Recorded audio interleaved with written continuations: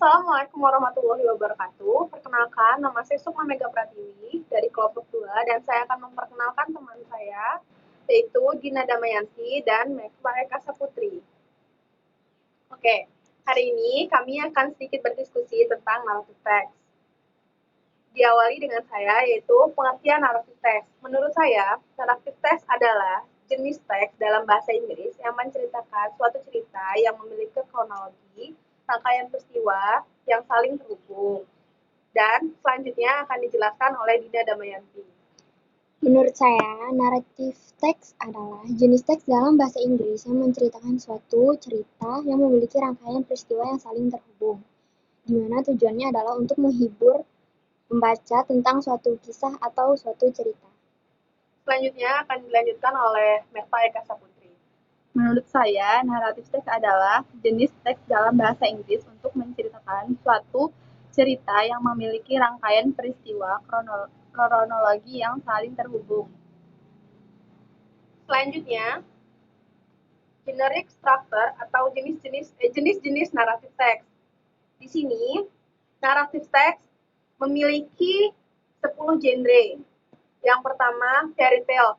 Fairy tale yaitu cerita yang menceritakan suatu kejadian tentang negeri dongeng atau bisa dikatakan sebagai cerita fiksi. Selanjutnya akan dijelaskan oleh Dina Damayanti. Jenis-jenis naratif teks menurut saya ada 10. Salah satunya adalah romance atau romantis. Cerita tentang percintaan di mana ini disukai oleh semua kalangan, baik remaja maupun yang sudah menikah. Selanjutnya akan dilanjutkan oleh Mekla Eka Saputri. Jenis-jenis naratif teks itu ada 10 dan salah satunya adalah horor.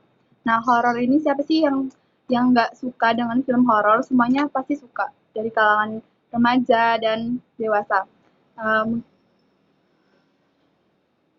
Sudah? Oke, selanjutnya kita lanjutkan dengan ciri-ciri naratif teks. Ciri-ciri naratif teks secara umum ada 4 tahap, yaitu atau ciri-ciri naratif teks ada 4, yaitu pertama, menggunakan action verb dalam bentuk past tense.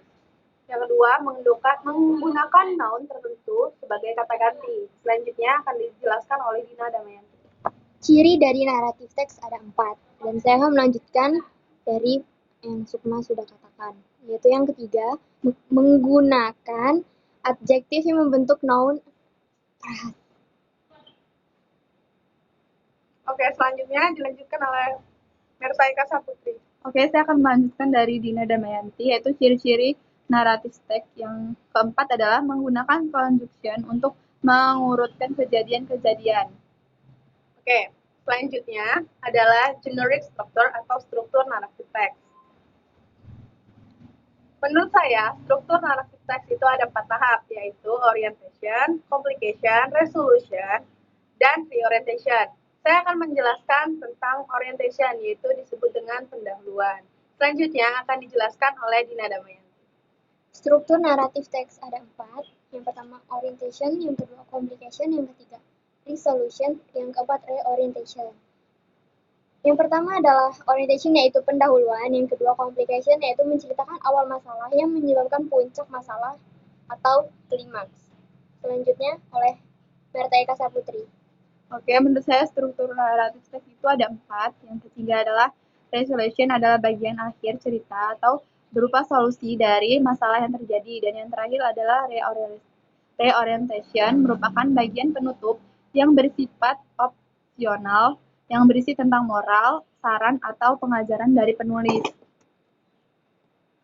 Oke. Di sini saya akan memberikan satu contoh teks naratif, yaitu yang berjudul Rubah dan Anggur.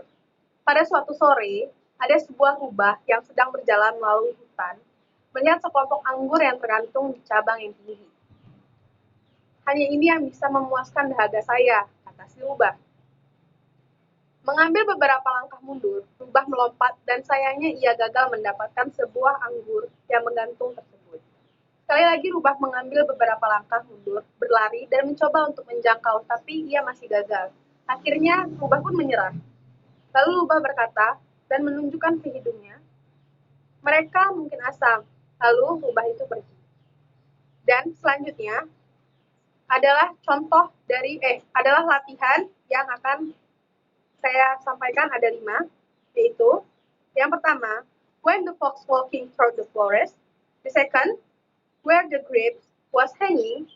The third, before the fox trying to take the grape, he was. And the fourth, why the fox sighed just think to quench my thirsty. Dan yang kelima, why the fox give up to raise bunch of grapes after two times trying. Sekian dari diskusi kami pada hari ini. Kami ucapkan terima kasih.